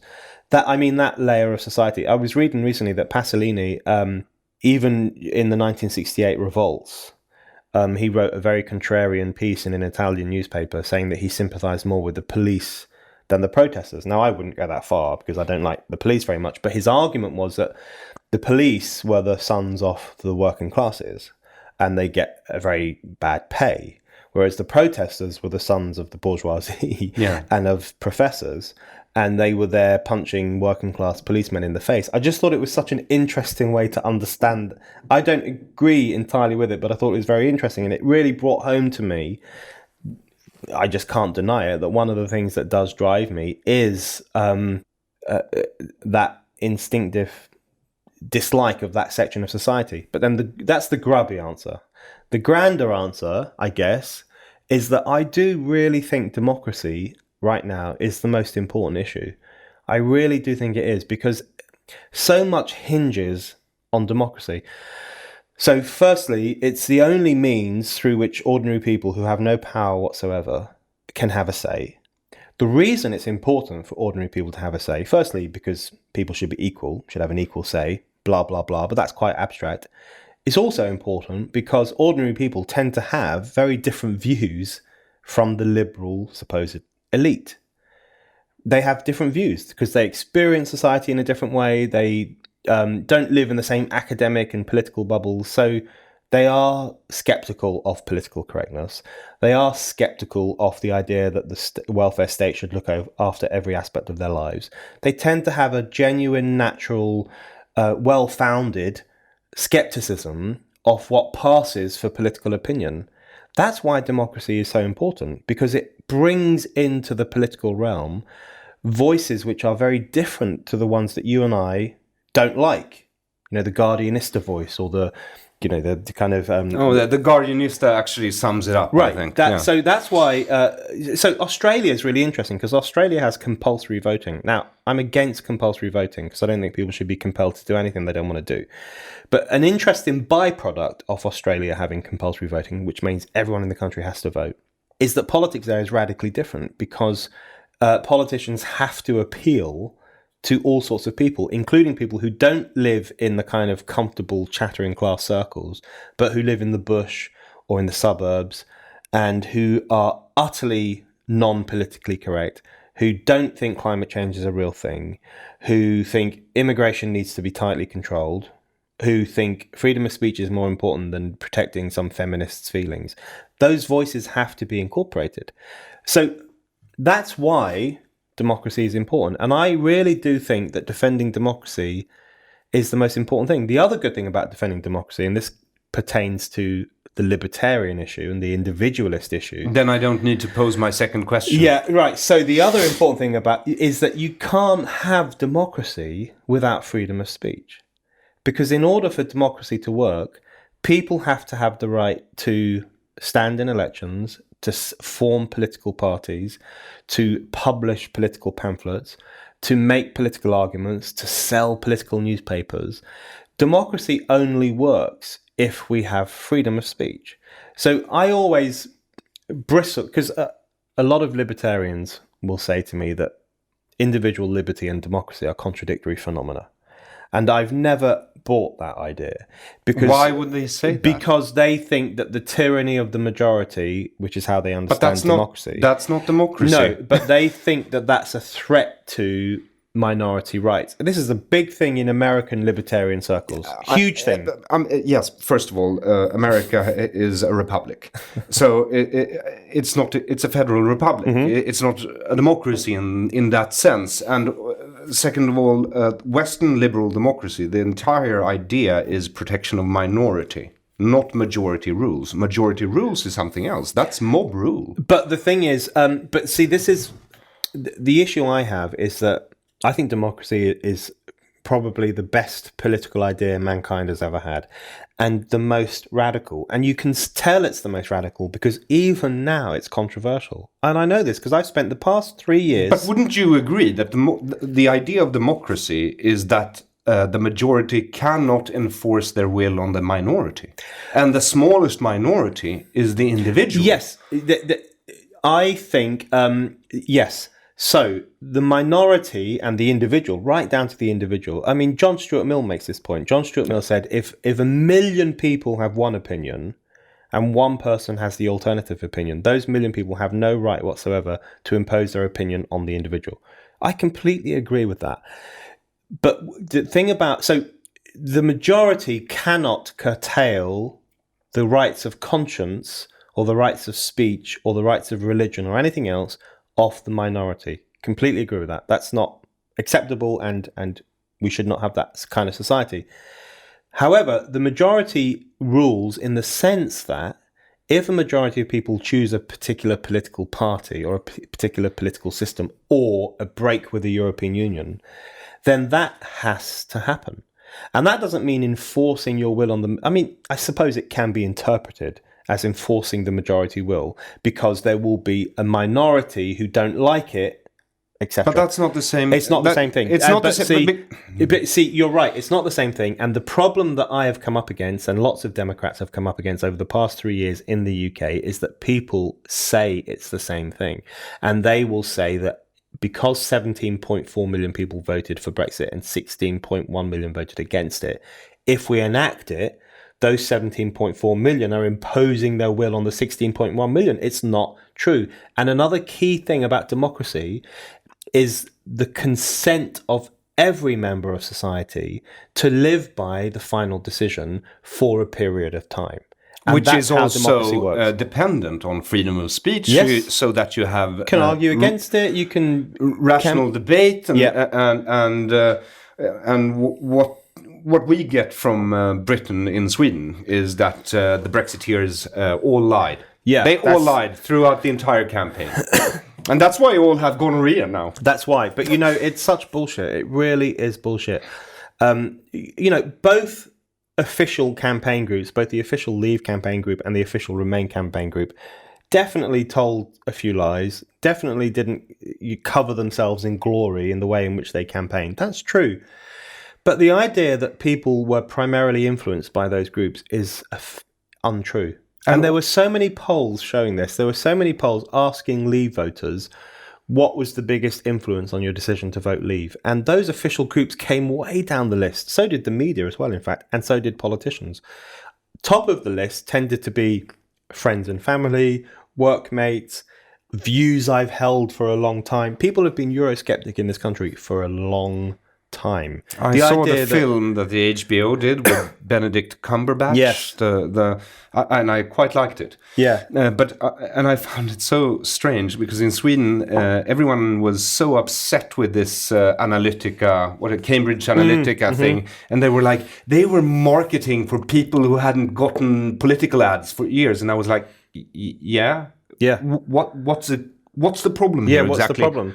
It's become a conspiracy theory, in fact. That's what's happening now. The whole Cambridge Analytica scare, the whole idea that Russian bots invaded the UK and made us all pro-Brexit. You know, there's a real conspiracy theory vibe to all of this.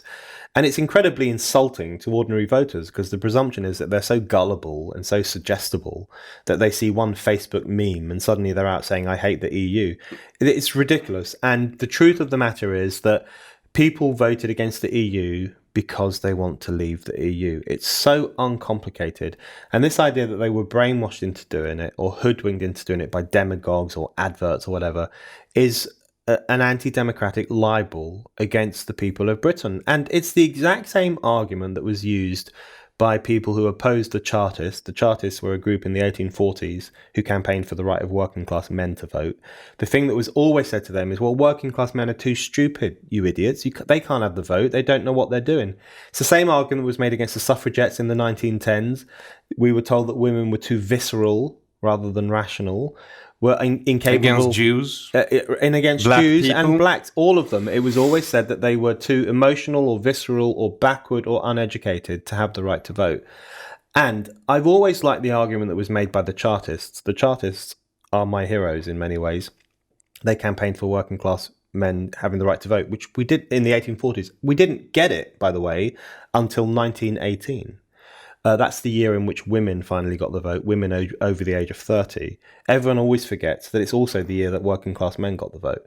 The Chartists made the point, they said in one of their newspapers published in the 1840s, they said, you know, we're not saying that working people and ordinary people are as good at politics as lords and bureaucrats and priests. We're saying they're better.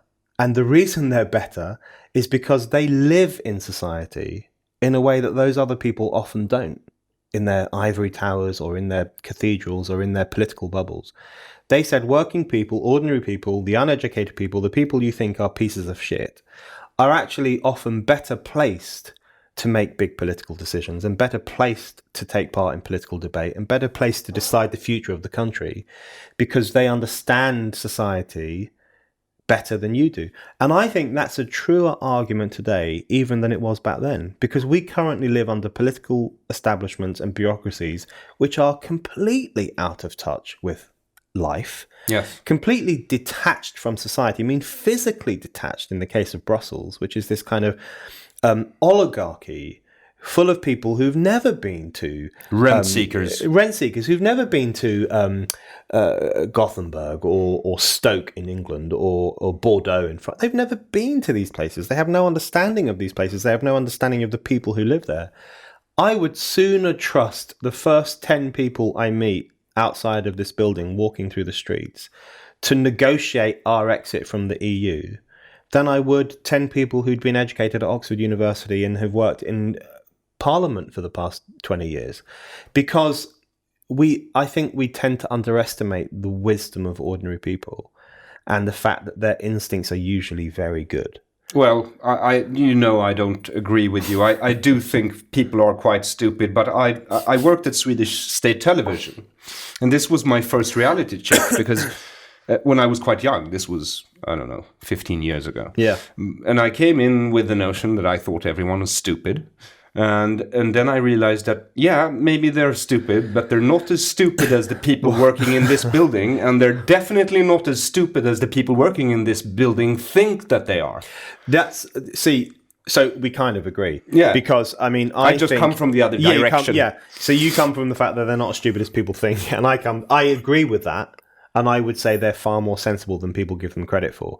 And, but as I was saying, democracy remains an incredibly radical idea. I still think, thousands of years after it was first invented and hundreds of years after it was first implemented in America and France and Britain and then across many parts of the world, it remains a really exciting idea because sometimes I have to think about it and I have to think, hold on. So my mother, for example, who left school at the age of 14, never went to university, had 6 children, had pretty ordinary jobs.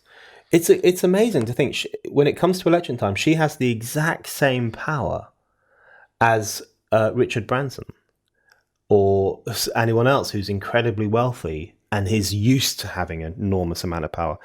That's a really exciting idea. And a really important idea, and it remains a really radical idea. The idea that the woman who cleans the building that we're currently sitting in has the same power at election time, has the same power over whether we stay in the EU or leave the EU as the man who owns this building. That, I think, is an incredibly valuable thing. It's a very equalizing thing. And even more importantly than that, it means that voices outside of the kind of stifling mainstream bubble of correct thought have to be consulted. And that's the thing, that's the only thing I would say that can ensure that politics doesn't go completely down the drain, but instead always has the potential to become more interesting, more liberal, and more humanistic. I agree, as long as that democracy is founded on the first principle of freedom of speech. Yes, it has to be. It has to be, It has to be. And I come from a country where we don't really have freedom of speech, nor democracy. But we have demokratur. What's that? It's a word invented by a Swedish author called Vilhelm Moberg, I think, and it describes like a proto-democracy and it looks like a democracy, it feels like a democracy. You're sort of offered votes on different issues, right. But there's only one alternative all the time. Right. So you can only vote for one alternative. Yes. Because the Social Democrats back when he lived, they had almost 50% of the vote. Well, that's and they built the system so that the biggest party always gets the most money, gets the most. Right.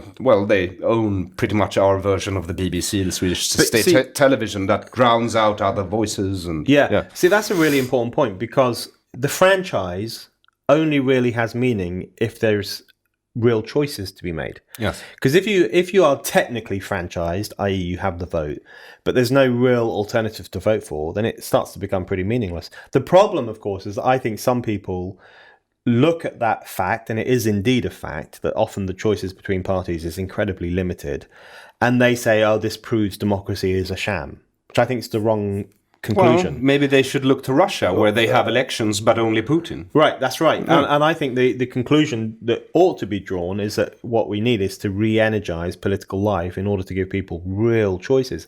That's why Brexit was so exciting. That's why the turnout in the Brexit referendum was 72%.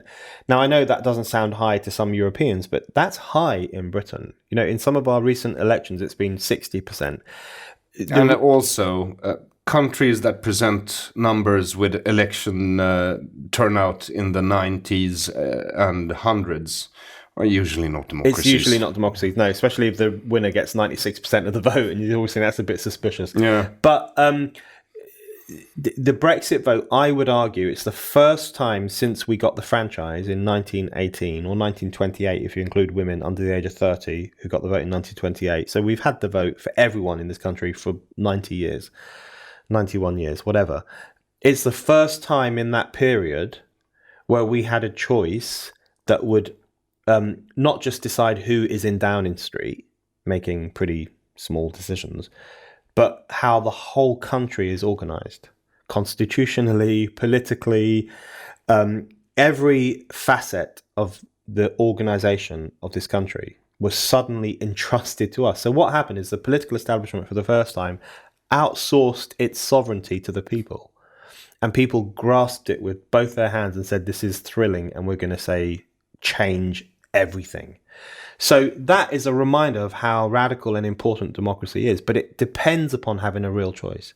And in that referendum, we had a real choice. We had a choice to stay in the oligarchy, which means limiting democracy, living under bureaucracy, living under the boot of political correctness, or leaving the oligarchy and rediscovering democracy, thinking for ourselves, and maybe even boosting the argument for freedom of speech and alternative views of the world. And now the only question is are you a real democracy? Will you leave? Will it be implemented? Because if it's not, you're not. And then it's time to sharpen what do you call these big pitchforks? Yes. Pitchforks. Then it's time to, maybe you're joking with that comment, but I'm not joking. But and I think there's a point where words are meaningless, and beyond that, you sharpen your pitchfork and you light up your torches and you march on Parliament. Yeah, the point I've made many times, and I got into trouble a couple of times, is if people can't effect change through the ballot box,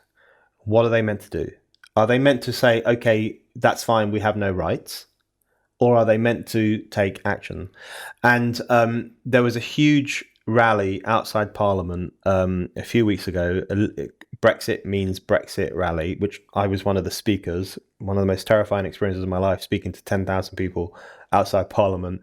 And in my speech, 3-minute speech, I said, the people inside that building, i.e. the House of Commons, are liars and traitors, and we need to do something about it. And even that was treated as a controversial comment and as a kind of insightful comment. But I'm deadly serious.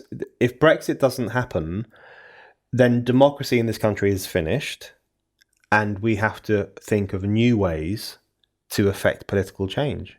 And it won't be our fault when that comes to pass. It will be the fault of the political establishment who reneged on the historic deal which said that the people have a say in political life. They reneged on it, and we took action. I completely agree, and I hope your countrymen are listening.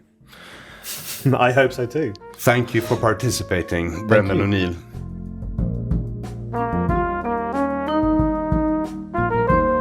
You have been listening to Deconstructive Criticism, and the guest of this episode was Spiked Online's editor Brendan O'Neill.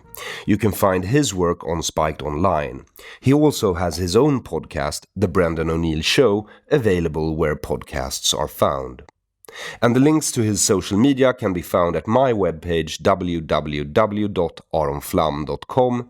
That's Aron Flam, Aron with one A and Flam with one M at the end, .com, where you can also find merchandise in the form of t-shirts and mugs with positive, uplifting messages on them.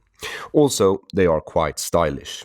Soon, even English speakers like yourself will be able to buy my book, This is a Swedish Tiger, which might fill in some of the blanks in Western history due to cultural misunderstandings, and that will also be found on my webpage www.aronflam.com. Thank you for supporting Deconstructive Criticism at Patreon, where you can find it by writing its Swedish spelling, dekonstruktiv kritik, That's deconstructive with K's instead of C's and no E at the end, and kritik as in Kritik, kritik. You can also support my work via Bitcoin, PayPal, and Swish number 0046 768 943737. 0046 768 943737. All found at my website aronflam.com or underneath the episode you're listening to in the description, regardless of which platform you are using. Thank you for listening, liking, sharing, and commenting. I am Aron Flam. Until next, have a good unit of time.